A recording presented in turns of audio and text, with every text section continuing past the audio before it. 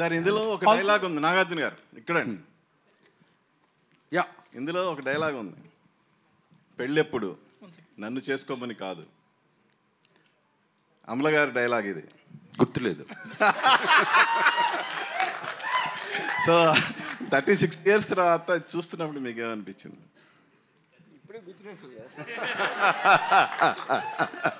No very very nostalgic. Cinema చూసినగానే అమల ఊళ్ళో లేదు. She was actually out of the country. I simply put a message, could take my eyes off you.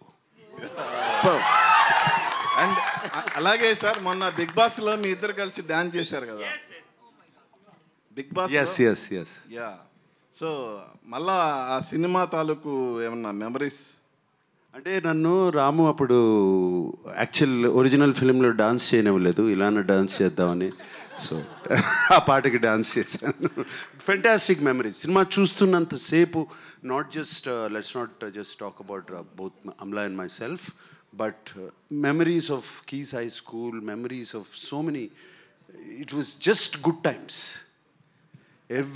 every second, every hour, every day of Shiva shooting gani, our conversations gani, it was just fantastic.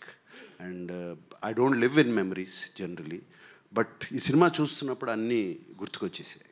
And boxing scene వచ్చి మీరు you told used AI completely for the audio registration, at least parts of it. So technical గా వాడుతున్నారు AI ని. So how do you see AI developing into creative thing also in future? I mean, it's going to have a massive impact beyond anyone's imagination in every which way, both in audio and video. That's what my thing. Yeah. Nagarjuna గారు 36 years back ఈ cinema చూసిన వెంటనే నాగేశ్వరరావు గారు ఏమన్నారు? Father Nageswararao గారు ఏమన్నారు cinema చూడగానే first?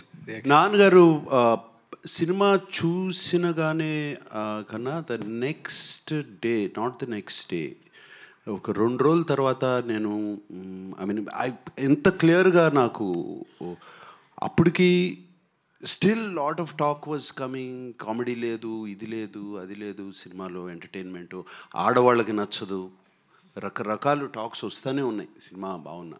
So ఆ టైంలో నాకు, మీకు పంజాగుట్ట తర్వాత దాటిన తర్వాత గ్రేవ్ యార్డ్ ఉంటుంది చూడండి, అక్కడ ఉందండి. ఆయన నాన్నగారిని, ఆయనే కారు తోలుతున్నారు, నేను పక్కన కూర్చున్నప్పుడు సినిమా చాలా పెద్ద హిట్ రా, చాలా బాగా చేశావు, ఇది ఎక్కడికి వెళ్ళి ఆగుతుందో నాకే తెలీదు అని అన్నారు. It's wonder. ఆర్జీవి గారు ఇప్పుడు సినిమా తీస్తే, ఇప్పుడు మళ్ళీ శివ తీస్తే ఎవరిని పెట్టి తీస్తాం? Shiva is made for only one and only Nagarjuna. ఇప్పుడు ఎన్ని అంటే ఇప్పుడు కాదు, ఇంకో 36 years అయినా ఇంకెవరైనా నేను కాకుండా ఎవరన్నా చేసినా కూడా ఐ కాంట్ ఇమాజిన్. అంటే సీక్వెల్ తీస్తే ఎవరిని తీస్తారు? నాగ చైతన్య ఉన్నాడు, అఖిల్ ఉన్నాడు. నో, నాకు ఓన్లీ నాగార్జున. అంటే అప్పుడు శివ చూస్తుంటే సినిమాలో దరిదాపు హీరో. సారి నన్ను చూడండి సార్, మళ్ళీ మీరే చేస్తారు. శివ సినిమా చూస్తుంటే, శివ సినిమాలో దాదాపు హీరో అని ఆ ఫ్రెండ్స్ కానీ 100 టీలు తాగిపించుంటారు. టీ 1/2 టీ చెప్పని. ఇప్పుడు చూసి చెప్తే వాట్కా ఓ పెగ్ బట్టరా, ఓ పెగ్ వాట్కా చెప్తారా? Sir, Nagarjuna garu, yes. I remember I was very young, of course, then 36 years back. My name is Rajeshwari. Hi. So ఇప్పుడు అదే అంటున్నారు కదా, అప్పుడు మీరు అంటే I think RGV of course did a great job showing you well, but both of you are looking so gorgeous, and I'm reminded of all the fan following you've had, all my friends. Of course, my husband also is your fan, but all the girls were such big fans of yours, and I think it's amazing that the quality has been restored in such a beautiful way.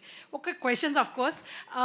Was there anything that was very challenging for you now that you looked at the film, you look back with fondness and said, okay, I did it? Anything that about the shooting of the film that you remember that was very challenging for you?